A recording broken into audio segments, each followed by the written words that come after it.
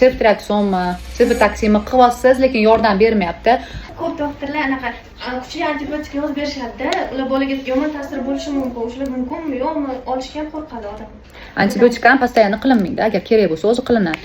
Masalan, mana kuchli o'tkir bronxit bo'lsa, mana pnevmoniya bo'lsa yoki tomon yiringlab ketgan bo'lsa, shunaqa holatlarda o'zi antibiotik qilinadi. Agar shamollash endi boshlangan bo'lsa yo tishiga mana misol temperatura qotgan bo'lsa, oddiy, bu normalna. Bunaqa paytda antibiotik berish kerak emas. Organizm o'zi kurashishi kerak infeksiya bilan. Bu normalna.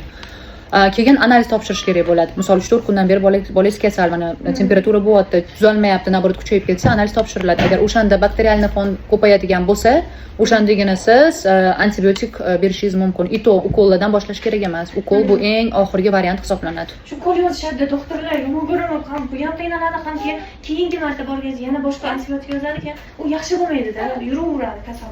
Nimaga? Chunki qarang, virusli fon bo'lsa, antibiotik qilganingizdan keyin ta'sir qilmaydi u umuman organizmga.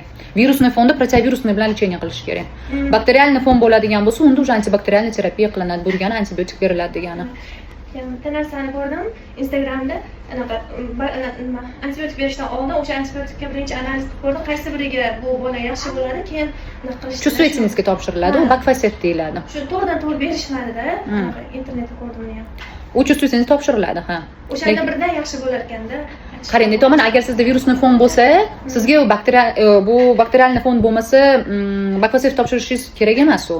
O'zlari biladi-da, biladigan doktorlar o'zlari biladi-da.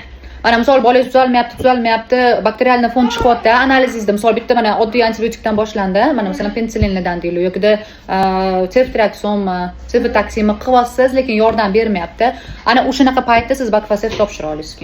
Nimaga yordam bermayapti? Keyin imенно chustvoytensk qaysi antibiotik chiqsa, o'shani ola olasiz.